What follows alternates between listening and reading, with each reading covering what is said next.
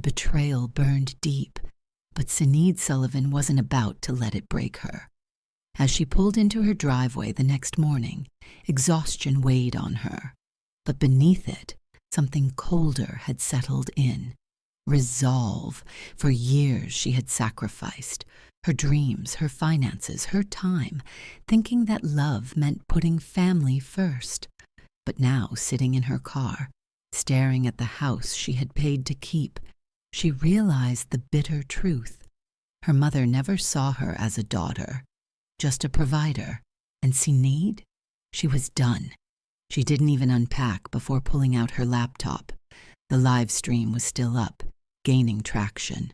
Comments poured in from extended family and even strangers, half in disbelief, half furious. How could a mother say this? Wow, imagine trashing the daughter paying your medical bills. This is sick. The narrative was shifting. Her mother, so used to playing the role of the doting matriarch, had finally revealed her true self, publicly. And now, Sinead was about to make sure that mask never fit again.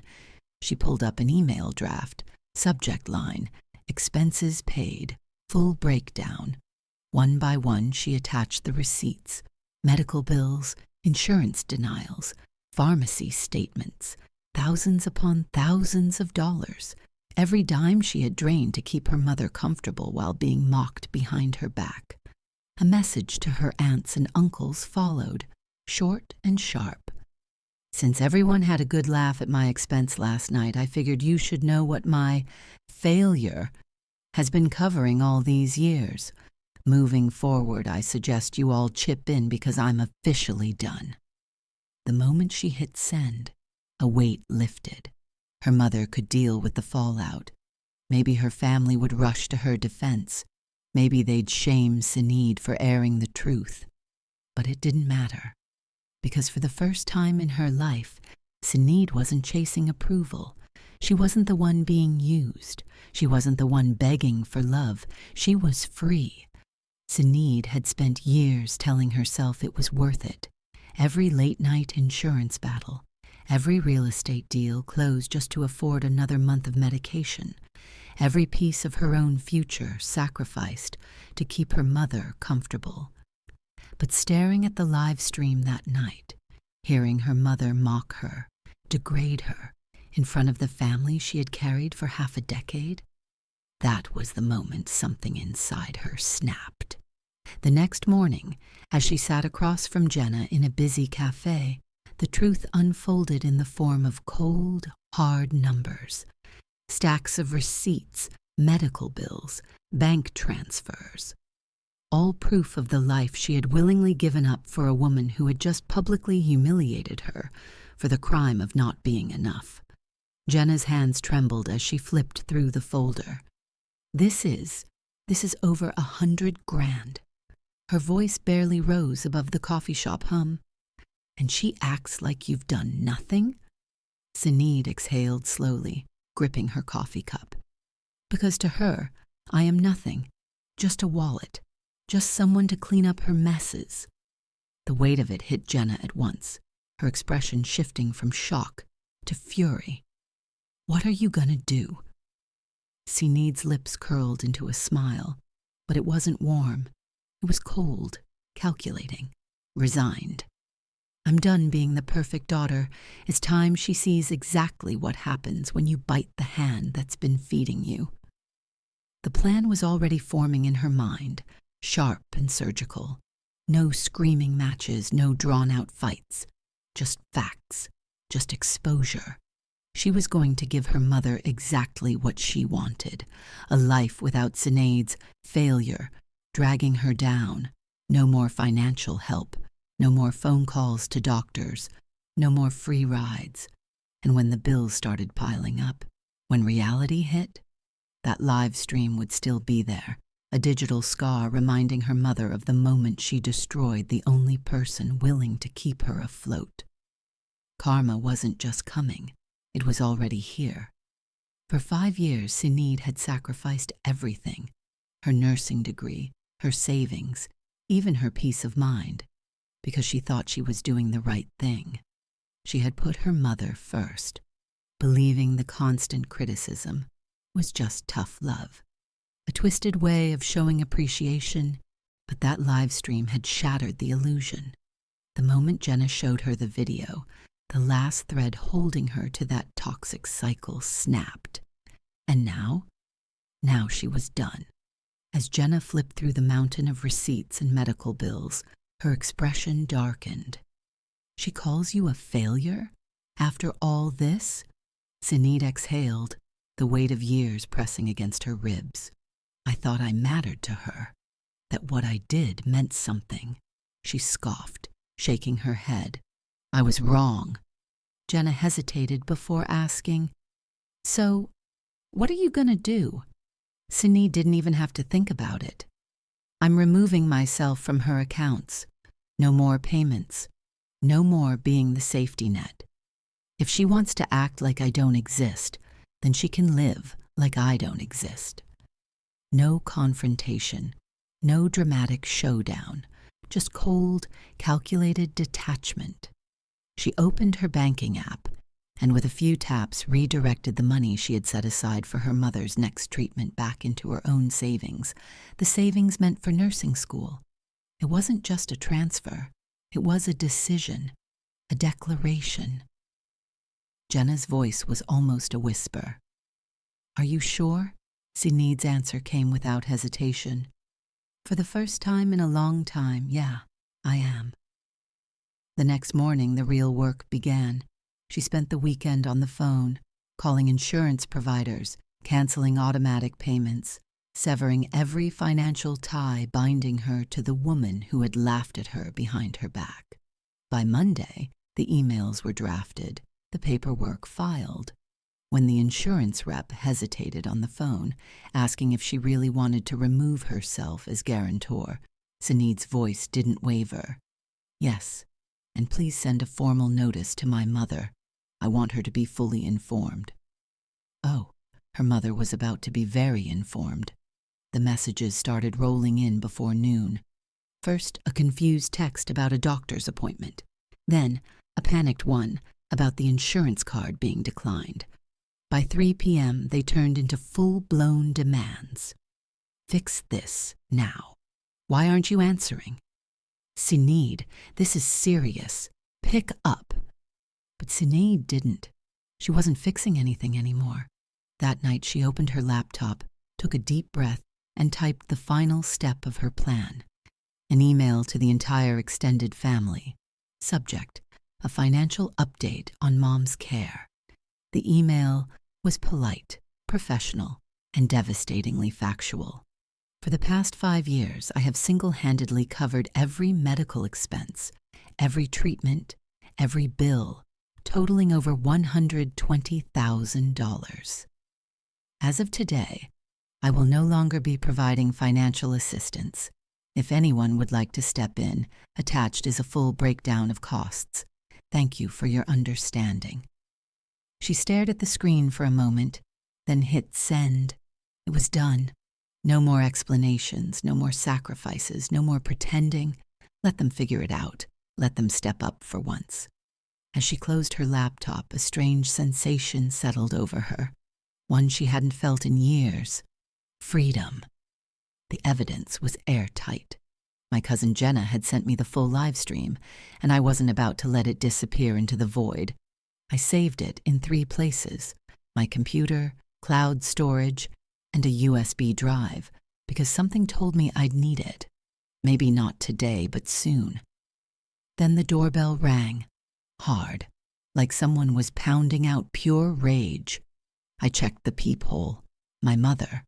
Her face was twisted in fury, her lips moving even before I opened the door, which of course I didn't. "Sinead, I know you're in there. Open this door right now." I stayed silent, watching her shadow shift under the porch light. "You've missed 3 of my calls. My medication refill was denied at the pharmacy." "What are you doing?" Her voice was sharp, demanding, the same tone she'd used my whole life, like I owed her every part of me. I took a breath, grounding myself, then spoke through the door. "I'm not doing this anymore, Mom. You'll be getting a notice from the insurance company soon. I suggest you read it carefully. Silence, then a shift, confusion, disbelief. What are you talking about? Open this door. No, just one word. Firm absolute. And for the first time, it felt like I was the one with control. I've heard what you really think of me, Mom. I think it's time we both moved on with our lives. A pause. Then she snapped. Is this about money? After everything I've done for you? The audacity almost made me laugh. Instead, I said the two words I should have said years ago. Goodbye, Mom. She yelled something, but I was already walking away, back to my laptop, back to my life. And with every step, I felt lighter, freer. The fallout was immediate.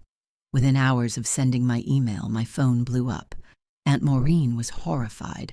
Uncle James called me cruel. My cousin Thomas said I was being petty and should just fix things. Not a single one of them asked for my side of the story. Except Jenna, of course, and surprisingly, my elderly Aunt Bridget, whose text was simple but hit deep. It takes courage to stand up for yourself, dear. Call me if you need anything. First, I blocked my mother. Then, one by one, I muted the rest. And for the first time in my life, the silence felt peaceful. 3 days later, I sat in the admissions office at New England School of Nursing, signing the final paperwork for my re-enrollment. The advisor skimmed my file. You've been away from the program for quite some time, Ms. Sullivan, but your academic record is strong. You'll need to take a placement exam to determine if refresher courses are necessary.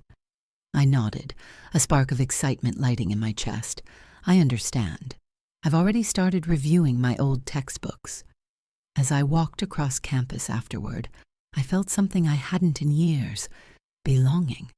I wasn't here for anyone else, not to fix someone's life, not to be anyone's safety net. This was for me. When I got home, a formal-looking envelope was waiting in my mailbox. It was a letter from the insurance company, addressed to my mother but mistakenly sent to me. Inside, the cold, hard reality was spelled out in black and white. Higher premiums, reduced coverage, and a clear note that, as of now, she was financially responsible for her own medical expenses. I should have felt guilty, but all I felt was vindication. Then my phone rang. Jenna. Her voice was tense. Have you seen the family group chat? I frowned. I left those chats. What now? Jenna exhaled sharply.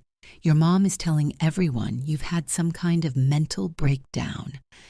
I let out a slow breath, the weight of years pressing down on me, but not in the way it used to, not with guilt, not with obligation.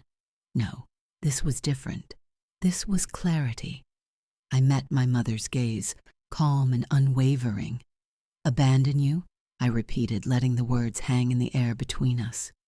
Mom, I've spent the last 5 years making sure you never had to struggle. I put my life on hold, my career, my dreams, my future. And how did you repay me? I stepped forward, voice steady, each word slicing through the air. You sat at that dinner table and laughed at me, mocked the sacrifices I made for you, called me a failure in front of our family, and now you want to act like I owe you something. My mother flinched, her fingers tightening around the handle of her cane. But I wasn't done. I turned to Aunt Maureen, who was watching the exchange with wary confusion. You want to know what video I'm talking about? Ask Jenna. She recorded the whole thing. You'll hear exactly what Mom thinks of me when she doesn't realize she's being watched. I saw the moment doubt crept into Aunt Maureen's expression, the shift, the hesitation. My mother must have felt it too, because she immediately switched gears, her voice cracking. Sinead, I was just venting. That's what families do. We get frustrated. We say things we don't mean. I shook my head. No, Mom. See, venting is complaining about a bad day. What you did, that was different.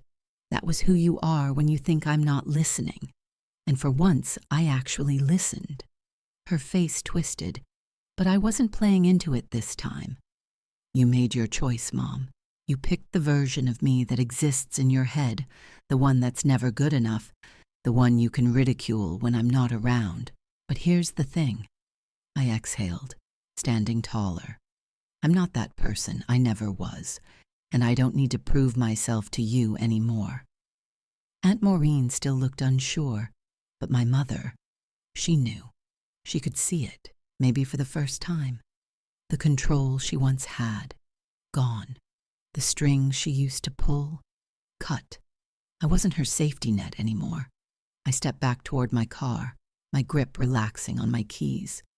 I hope you figure things out, I said, and I meant it, but not in the way she wanted. You're making a mistake, my mother called after me, her voice desperate now. You'll regret this. I opened the car door and glanced back, meeting her eyes one last time. No, Mom, I regret waiting this long. I got in, started the engine, and drove away. And for the first time in years, I felt free. The ballroom buzzed with conversation, the clinking of glasses, and the occasional burst of laughter as agents and brokers mingled, celebrating the night's honorees. For the first time in years, I wasn't just another face in the crowd, weighed down by obligations I never signed up for. I was here as someone recognized for my own achievements. It felt surreal. I smoothed down the fabric of my dress, glancing at the stage where the awards would be handed out, my name among the finalists. I still wasn't sure if I'd win, but just being here, being seen for something other than being my mother's caregiver, was enough. Then, as if the universe had one last test for me, I saw her. My mother, standing just outside the entrance, dressed like she belonged here, whispering furiously to Aunt Maureen. My stomach dropped, but not out of fear, not anymore. The audacity, the sheer gall of this woman. Had she really followed me here to this moment? Jenna had warned me earlier that day. She's been talking about you again. I think she's up to something. But I had brushed it off. I had assumed, naively, that after our last confrontation she'd move on. Clearly, I had underestimated her talent for making herself the center of attention. Aunt Maureen looked uncomfortable, arms crossed as she shook her head. But my mother? She looked determined. She was waiting for something. No, waiting for me. And that's when it clicked. She wanted to make a scene. She wanted to humiliate me in front of my colleagues, to strip me of the validation I'd worked so hard for. Because if I wasn't her dutiful, sacrificial daughter anymore, what was she left with? Nothing. I took a deep breath, squared my shoulders, and walked straight toward them. She noticed me immediately, schooling her expression into something performative. Concern, maybe? Disappointment? She opened her mouth, no doubt preparing to unleash some twisted monologue about how I'd abandoned her, but I beat her to it. "What are you doing here?" I asked, loud enough that a few nearby guests turned their heads. A flicker of something crossed her face, hesitation, maybe realizing she'd lost the upper hand. "Sinead, sweetheart, I just wanted to talk. This has all been blown out of proportion. Family should support each other. Like how you supported me," I cut in smoothly, voice calm but firm. "Like how you told the entire family I was having a breakdown instead of admitting what you did." Aunt Maureen's head snapped toward me. "Wait, what?" Ah, so she hadn't been looped into that particular lie yet. Interesting. My mother's expression wavered for a second before she put on her best woe-is-me act. "Sinead, I never—" "Stop," I said, tilting my head, scanning her face like I was finally seeing her for what she truly was. "You don't get to rewrite this story. Not here, not anymore." Silence. My mother's face twitched, her frustration barely contained. I turned to Aunt Maureen, who was watching the exchange with growing discomfort. She's not moving in with you, is she?" Maureen's mouth opened, then closed. A guilty look flickered in her eyes. I exhaled, shaking my head. "Good luck." Then, without another word, I turned on my heel and walked back into the ballroom, my mother still frozen in place, grasping for control she no longer had. The ceremony started minutes later, and when they announced my name for the award, I walked onto that stage, chin high, shoulders back, because for the first time in my life, I wasn't living for anyone else.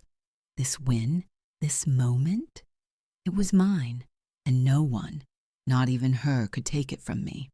I took a breath, steadying myself as the reality of the moment settled in. This was my story, my truth, and for the first time I was telling it on my terms. Real estate has taught me more than just negotiating contracts or closing deals. It's taught me how to stand firm, how to pivot when necessary, and most importantly, how to recognize my own worth. I let my gaze sweep the room, meeting the eyes of those who had supported me along the way. And that lesson extended far beyond my career. The murmurs in the audience grew as I continued, my voice unwavering. For years, I put my own dreams on hold to take care of someone I loved, believing that if I gave enough, sacrificed enough, it would be appreciated. But appreciation isn't just about words, it's about actions. And when I finally stepped back to reclaim my life, I saw the truth. Respect isn't something you beg for. It's something you demand by knowing when to walk away. A pause, a shift in the room. They weren't just hearing my words, they were feeling them. I smiled, the weight of years of obligation finally lifting. Winning this award isn't just about my success in real estate. It's about resilience in every aspect of life. It's about knowing when to hold on and when to let go. And for anyone out there who feels trapped in a cycle of obligation, who's afraid to choose themselves, let me tell you this. You're allowed to put yourself first. And when you finally do, you won't just survive.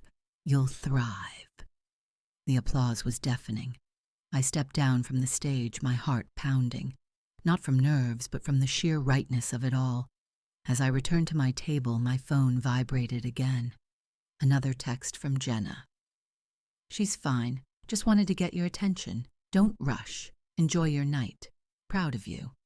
I exhaled, shaking my head. Of course, my mother playing the same tired game. But this time, I wasn't falling for it. I placed my phone face down on the table, lifted my champagne glass, and for the first time in years, I celebrated me. The applause was still ringing in my ears as I made my way back to my seat. The weight of the award in my hands feeling more like validation than victory. Resilience. That was the word engraved on the trophy, and damn, had I earned it. Jeffrey clapped me on the back. Colleagues leaned in to congratulate me. And for the first time in years, I let myself soak it in. This was my moment. But of course, reality had other plans. By the time I checked my phone, there it was. 3 missed calls from Uncle Patrick and a text from Jenna. "She's stable. Take your time." That knot of obligation that used to tighten in my chest. It didn't hit as hard this time. I wrapped my trophy in my tote bag, said my goodbyes, and made my way to the hospital, mentally bracing for the inevitable storm. Walking into her hospital room, I found my mother sitting up, looking suspiciously fine for someone who had apparently collapsed. Uncle Patrick sat stiffly in a chair beside her, while Jenna stood by the window, arms crossed. Finally, my mother sneered the second she saw me. "Nice of you to fit us into your busy schedule." I set my tote bag down, the trophy box poking out just enough for her to notice. "Hello, Mom. I came as soon as my event was over. How are you feeling?" She scoffed, eyes narrowing. "How do you think I feel? I could have died, and you were too busy partying to care." Uncle Patrick cleared his throat awkwardly. The doctor said it was just a reaction to the new medication. They adjusted the dosage. She's fine to go home tomorrow. I nodded. That's good news. My voice was even, detached. I wasn't playing into the theatrics this time. Mom, however, wasn't having it. This wouldn't have happened if you hadn't abandoned me. My new insurance is useless. I can't afford my medications, and these new doctors don't know what they're doing. I tilted my head, feigning sympathy. That must be frustrating, having to adjust like that. Her face twisted in fury. Is that all you have to say? After everything you've put me through? From the corner of my eye, I saw Jenna shift uncomfortably, giving me a small, knowing nod. I took a deep breath. Mom, I said quietly, I supported you for 5 years. I paid for everything. Your medical bills, your insurance, your treatments. I fought with insurance companies, handled every appointment. And in return, you called me pathetic. You laughed at my career, the same career that funded your life. You humiliated me behind my back. Uncle Patrick frowned, glancing between us. What is she talking about? Jenna stepped forward. The video, Uncle Patrick. The live stream from that family dinner. Mom didn't tell you about that. Mom's face paled. That's completely irrelevant. Sinead is twisting things out of context. I reached into my tote and pulled out the trophy, setting it on the bedside table. The crystal gleamed under the fluorescent lights, the engraving clear as day. Resilience in real estate. Sinead Sullivan. I turned to Uncle Patrick. I won an award tonight for maintaining a successful business despite overwhelming personal challenges. Challenges like financially and emotionally supporting Mom for 5 years while she trashed me behind my back. Understanding flickered across his face. Mom's? Pure panic. I sighed, my voice softer now. I didn't come here to argue. I came because you needed medical information, and I wanted to make sure you were okay. I don't wish you ill, Mom. I never have. But I can't keep sacrificing my life for someone who doesn't appreciate it. The room fell into a heavy silence, and for once, she had no comeback, no snide remark, no manipulation, just the reflection of my success staring back at her in that trophy. I exhaled. I should go. I have an early class tomorrow. I glanced at Jenna. Want a ride home? As we walked out, I heard Uncle Patrick's hushed, questioning tone. Mom had finally lost control of the narrative. But this time, I wasn't the one fighting to be heard. I didn't need to. The truth was speaking for itself. 3 months later, I stood in my crisp white nursing uniform, hands steady as I inserted an IV with practiced precision. My instructor watched closely, then gave an approving nod. Excellent work, Sullivan. You're picking this up fast. I secured the line and smiled. Thank you. It finally feels like everything's coming together. And it really did. After my shift, I headed to my car, feeling the exhaustion of a long day, but also the satisfaction that came with it. My phone buzzed just as I was about to start the engine. Jenna. I glanced at the screen and let out a laugh. Prof interview going viral.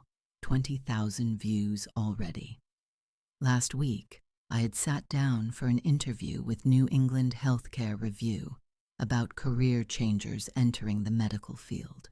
They'd been fascinated by my story, how I transitioned from real estate to nursing, how both careers required strong communication, attention to detail, and the ability to guide people through major life changes. And most importantly, how both had taught me the necessity of boundaries. As I drove home, my phone rang through the Bluetooth.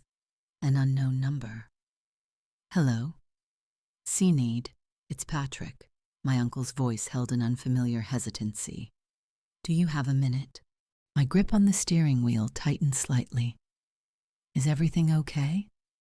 Yeah, everything's fine. He hesitated. I saw your interview. It was inspiring. I blinked in surprise. Thank you. Compliments weren't exactly common in my family. Your mother saw it too, he added, voice quieter now. I braced myself, expecting another round of guilt, another passive-aggressive jab disguised as concern. But instead, he said, "She didn't say much, just watched it. I think seeing you in that uniform finally made it real for her, that you actually did it, that you're not coming back." I pulled into my driveway, letting the car idle as I processed his words. "I just wanted to say," Patrick continued, "I'm proud of you, Sinead, and I'm sorry I didn't see what was happening sooner." The simple acknowledgement hit harder than I expected. I swallowed against the lump in my throat. "That means a lot, Patrick. Really." After we hung up, I sat there for a moment, looking out at my quiet home, my home, the place I had built for myself, free of the weight I had carried for so many years. Inside, my real estate trophy still sat on the mantel, now accompanied by stacks of nursing textbooks, two symbols of the life I had created on my own terms. My mother and I still weren't speaking. Maybe we never would again. And for the first time, that didn't feel like a loss. I had stopped searching for validation from someone who was never capable of giving it. Instead, I found it in the patients who thanked me after a long shift, in the professional milestones I reached, in the quiet peace of knowing that my life, my choices, were finally mine. I stepped inside, setting my bag down beside the growing pile of nursing journals on the coffee table. Tonight, I'd study for next week's exam, maybe call Jenna later to laugh about the unexpected virality of my interview. Tomorrow, I had 2 property showings between classes. My life was full, demanding, purposeful. Patrick's call had been a surprising moment of grace, but it wasn't necessary for my happiness. Whether my mother ever came to terms with my decision no longer defined me. I had reclaimed my future, my peace, and most importantly, myself. And that, I realized as I flipped open my textbook, was the greatest victory of all.